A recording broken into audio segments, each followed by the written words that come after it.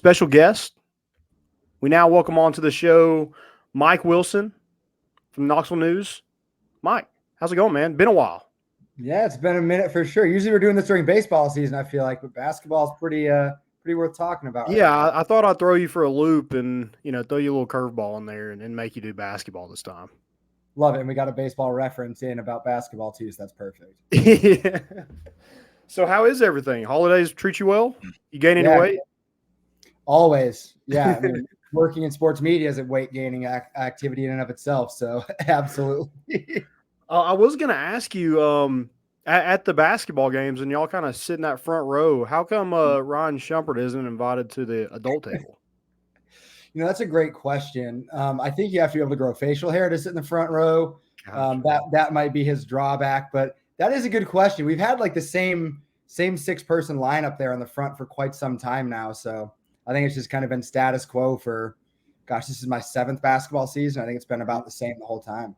Okay, so he's first guy off the bench is Ryan Shumpert. Yeah, I mean, he's 6th man of the year in everyone's vote, unanimous 6th man of the year. Would start most places.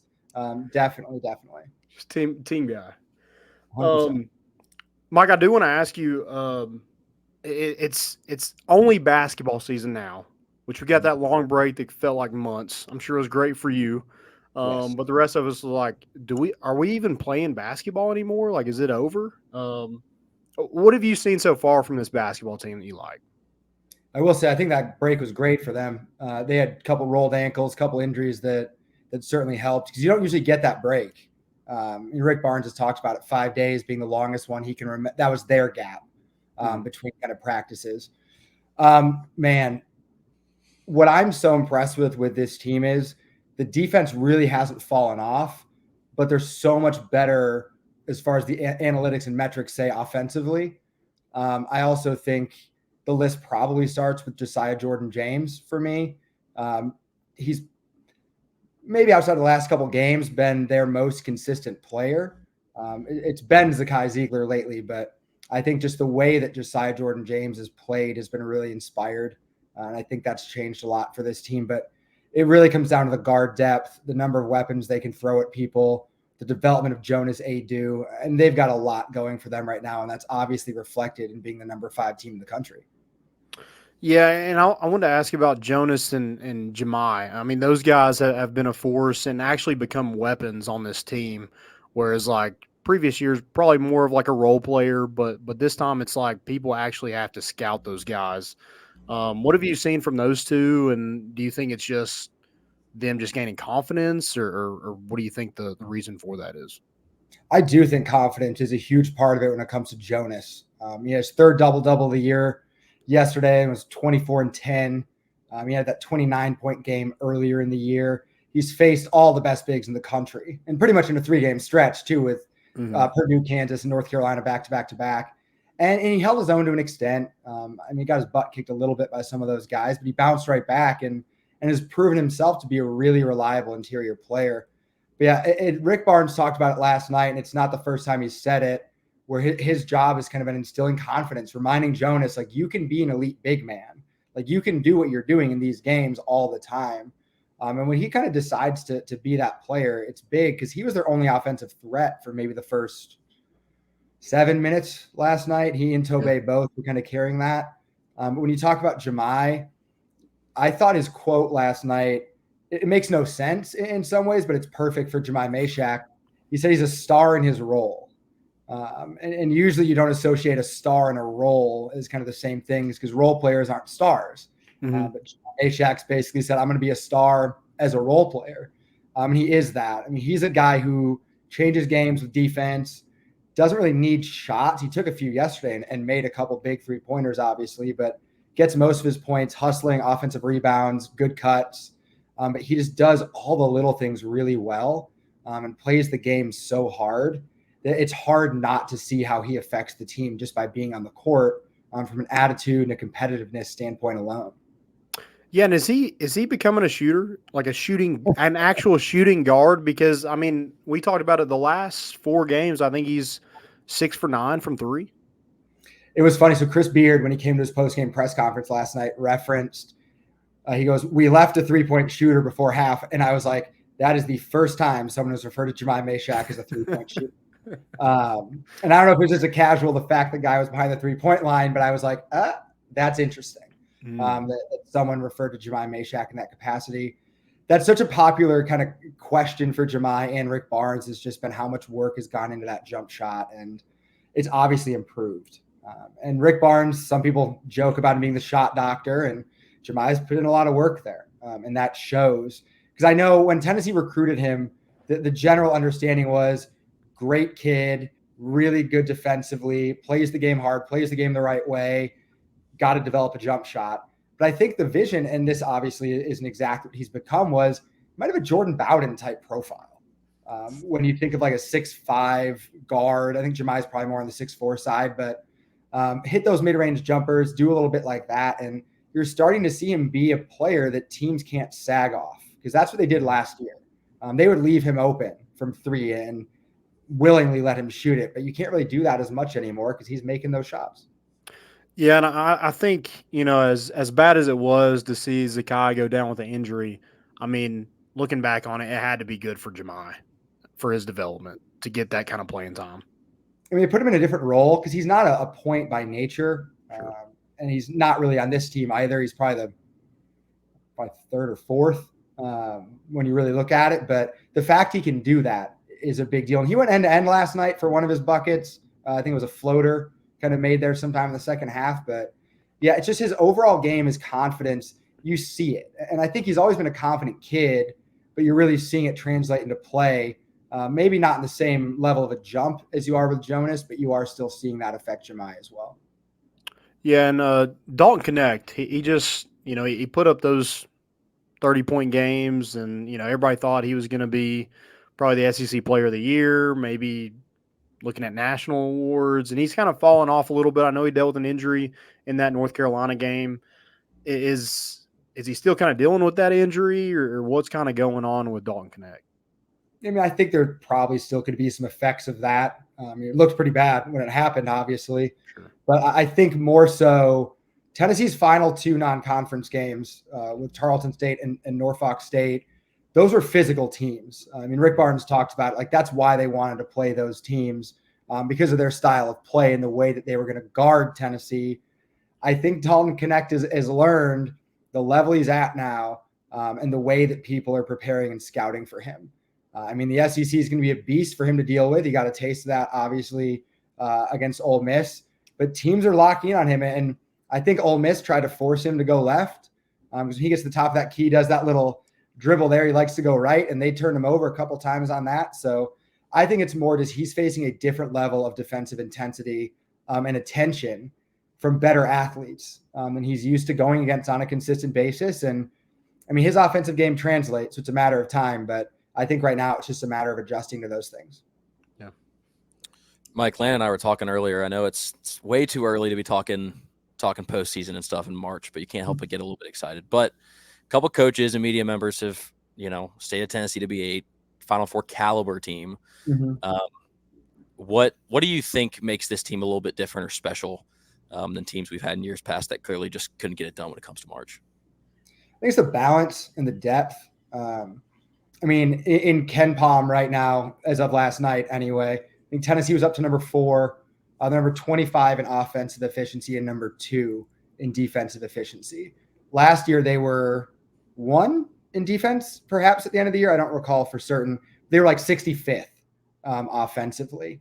The typical profile you hear people talk about when it comes to Final Four teams and national championship teams are teams that rank in the top 20 in Ken Palm in both of those categories. And Tennessee's one of, I think it was 8 or 9 teams that are in the top 20 in both of those right now. So the metrics say they're good. The eye test says they're good.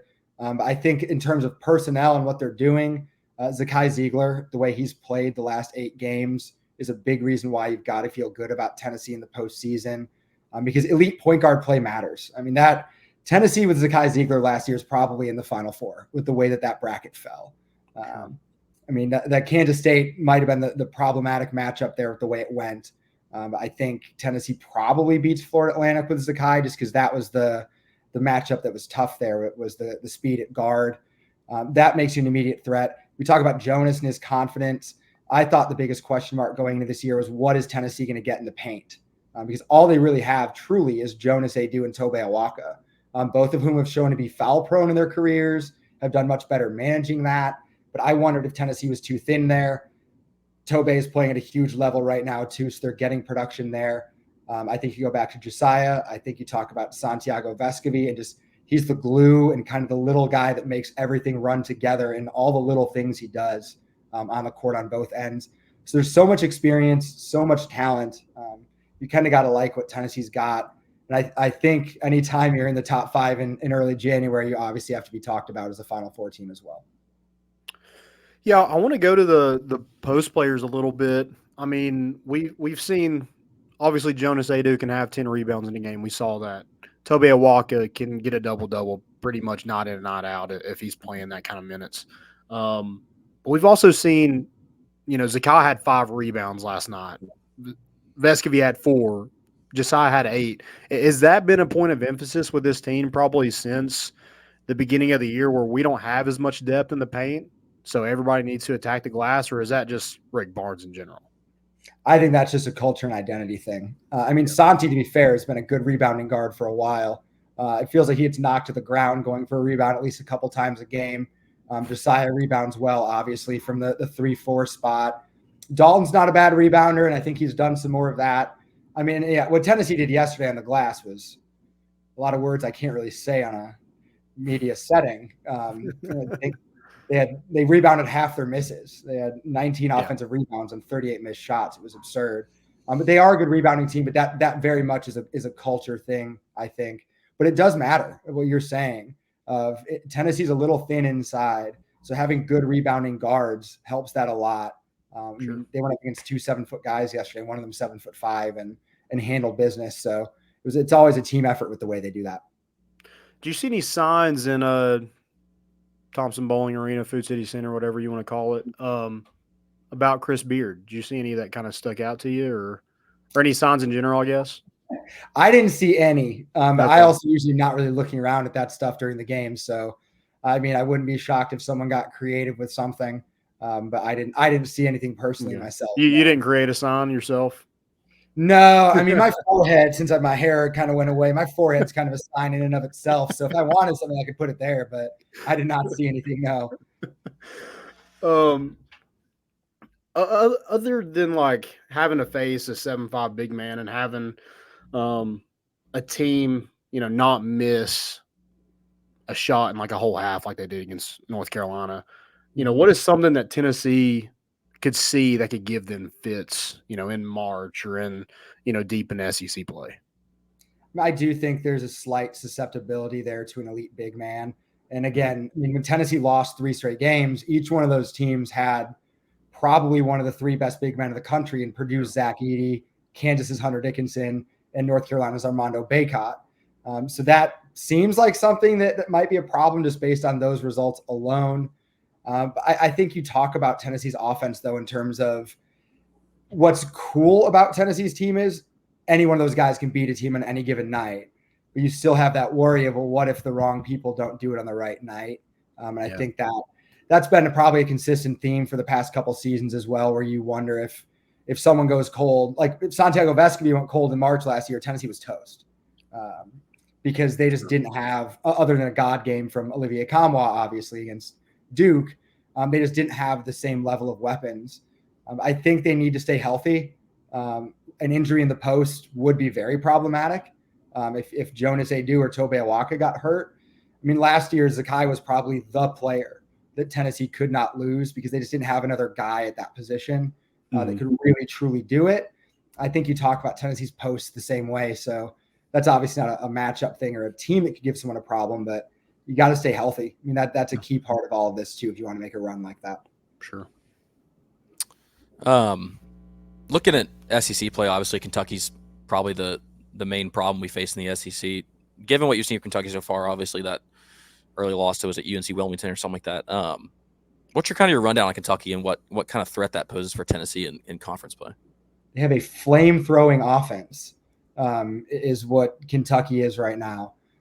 They are light years ahead of where I thought they would be going into SEC play. obviously with the level of recruits they brought in, there was always this potential.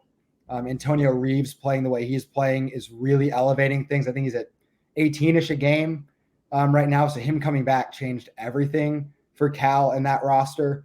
But man, I mean, they have dudes. Bradshaw coming on is changing that as a 7-footer who can do a lot of things. But it's big time offense. Sure. They might be one of those teams too that's actually ranked in the top 20 in both those categories on Ken Palm. But Auburn, man, don't sleep on Auburn too. I think they're 5th in Ken Palm, right behind Tennessee at 4. And Bruce Pearl's team's really good. Aiden Holloway as a freshman point guard has been awesome. That's a good team as well. It looks like those three, as SEC play starts, they're kind of the favorites. Then there's a little bit of a drop, probably before like an Alabama, Arkansas. Alabama does have the best offense, but they don't play defense. So that's going to hurt that. But yeah, it seems like a 3-team race to open league play anyway. Yeah, I wanted to talk about the SEC a little bit with just the amount of guys it seems like has been in this league forever. And Tennessee's got a lot of them too. But Matthew Morrell's one. Broom is one at Auburn. Mississippi State. Is Tolo Smith still there? Probably. He's hurt, but I don't know if he's back. He's still there. Yeah. Was there any surprises yesterday? And, who's some guys to kind of look out for that Tennessee will face in conference play? Well, Musa Cisse was one of those dudes too yesterday where I was like, you're still in college? DJ Flanagan was another one. Alan Flanagan. Yeah. I mean, it's COVID year is a big reason why some of this is still happening, of course. But it's an older sport in general right now. A buddy of mine who covers Michigan State, Graham Couch, put out, it was yesterday, the Pistons had a possible starting lineup that would be younger than 9 of the Big Ten teams. Just based on age, because that's college basketball is an older sport right now, just because of COVID year. NIL has obviously changed that with guys staying in school a little bit longer because sometimes you're earning more money in college. So what was your original question? I completely forgot. Rick Barnes did and completely forgot. Oh no, you're fine. It was just like, who are some like players Tennessee should watch out for in conference play? Yeah, John I. Broom at Auburn. I mean, you talk about, again, someone that could give Tennessee problems. That's a guy, very good post player that can do a whole lot of things down there. That's the first guy that comes to mind. I think, Kentucky's length. Like, Tennessee's a long team. When you look at guys like Dalton being at the 3, Josiah at the 4, like they've got a lot of length out there on the roster. Kentucky can match that as an overall roster. But, in terms of individuals, Broom comes to mind very quickly. The way Reeves is shooting it at Kentucky, that's a big deal.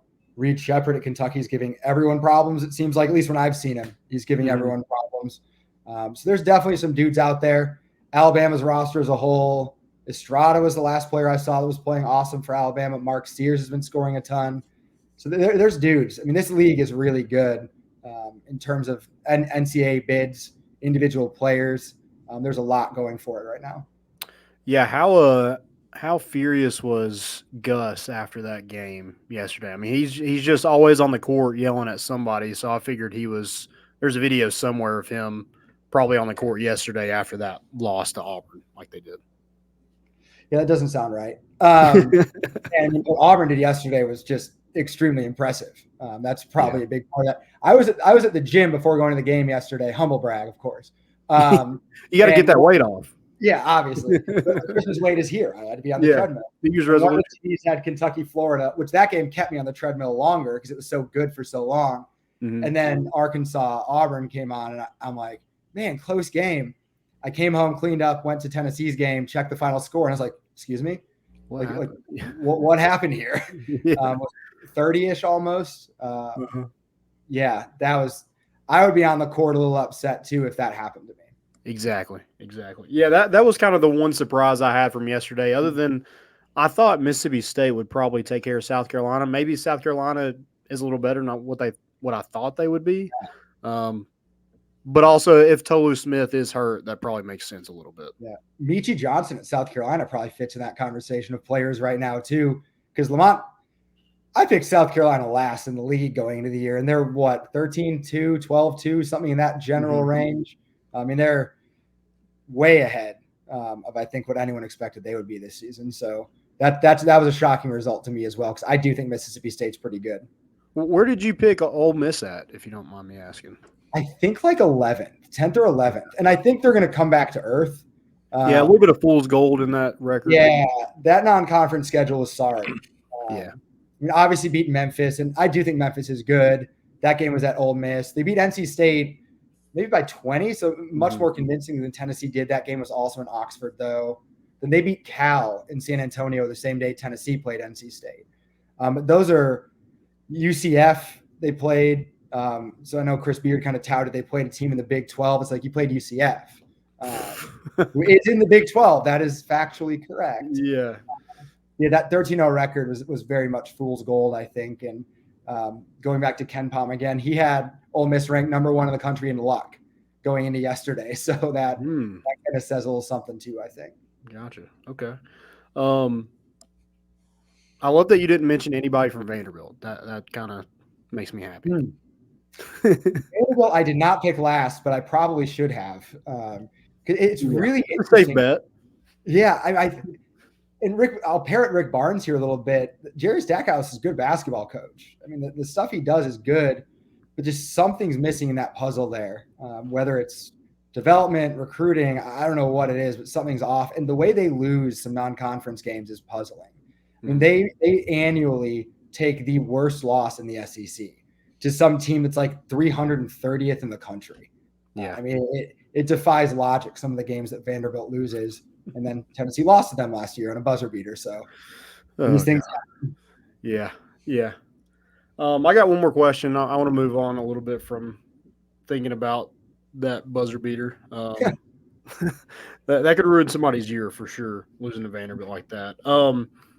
Who's a better dancer, you or Rod Clark, you think? Definitely Rod Clark. I saw that video, and that song's been stuck in my head not since yesterday. I also texted Rod about the video because we're both big Sticky Rice fans out in West Knox. Good Laotian restaurant out there. Yeah. And I texted him the video and said, when someone says, let's go to Sticky Rice.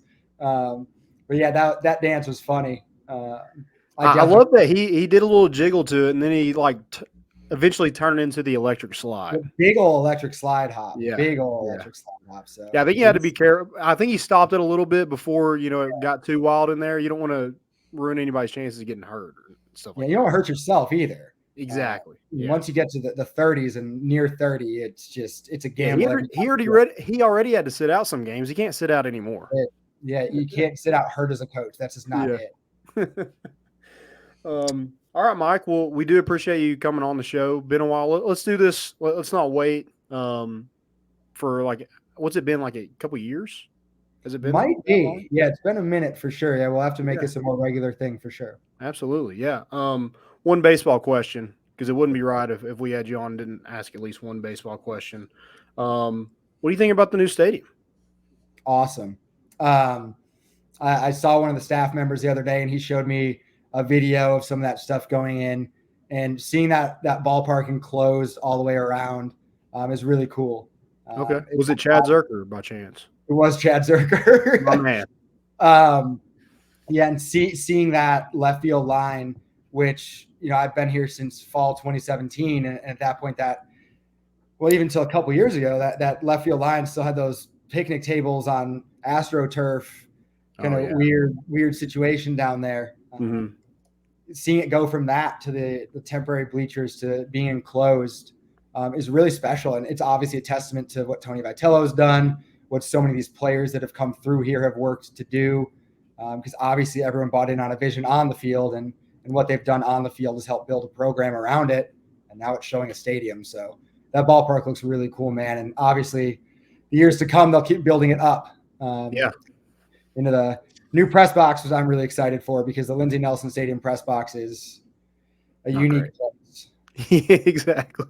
Yeah, it is kind of sad that we won't get, the bleachers in left field just continue to stack on top of each other year in and year out. I think Grant Ramey put up a picture of last year at the start of the first game, and I basically said, make this thing look like the Quidditch World Cup for me. He took the 3 decks and just kept stacking them and stacking them. Yeah. I mean, maybe that would be cool. It'd be wild. Yeah. All right, Mike. Well, if you would just let everybody know where they can find your stuff and check you out daily. Yeah, I'm on Twitter at by Mike Wilson, by Mike Wilson, because having my name is really hard for social media and email and things like that. So that's where that's at. And then Go Vols Extra or knoxnews.com is where all the work I do is at. Awesome. Thanks, Mike. We appreciate you, and good luck the rest of the season. Thank you guys for having me. See you, Mike.